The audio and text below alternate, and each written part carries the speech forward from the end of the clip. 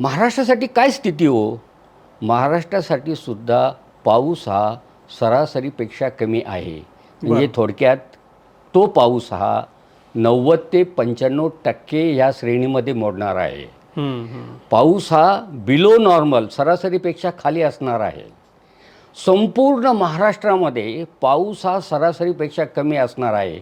फक्त बरं. 4 ते 5 अशी जिल्हे आहेत की त्या ठिकाणी तुम्हाला पाऊस हा सरासरी इतका आहे.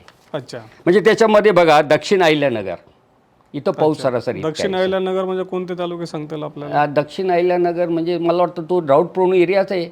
अच्छा. पाथडी तो जो एरिया आहे. हां हां हां. उत्तर नगर म्हणजे कोपरगाव, श्रीरामपूर, नेवासा, संगमनेर अच्छा. हा भाग येतो. बरं. बरोबर आहे. आणि दक्षिण नगर म्हणजे शेवगाव, पाथडी, पारनेर हा जो भाग येतो ह्या भागामध्ये, या भागामध्ये सरासरी पावसाची शक्यता असू शकते. अच्छा. संपूर्ण जिल्ह्यात नाही, पण तो भाग असा. अच्छा.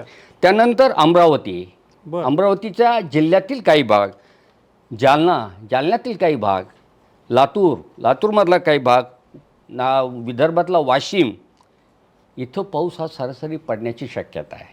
अच्छा. मग सरासरीपेक्षा तुम्ही दुष्काळ म्हणजे सरासरीपेक्षा कमी सांगतायत, पाऊस कमी म्हणतात. मग महाराष्ट्रात असा एखादा जिल्हा आहे का हो तिथं सरासरीपेक्षा अधिक पाऊस पडणे आहे ना? तोही जिल्हा आहे की गडचिरोली जो जिल्हा आहे तो अति पावसाचा आहे. त्याचा तो दक्षिणेकडचा भाग आहे. दक्षिण गडचिरोली जिल्हा तिथं सरासरीपेक्षा अधिक पाऊस होण्याची शक्यता आहे. आणि तुम्हाला सांगतो नागपूरच्या काही संपूर्ण नागपूर जिल्हा नाही, पण नागपूर जिल्ह्याच्या काही भागामध्ये सरासरीपेक्षा अधिक पाऊस पडण्याची शक्यता आहे.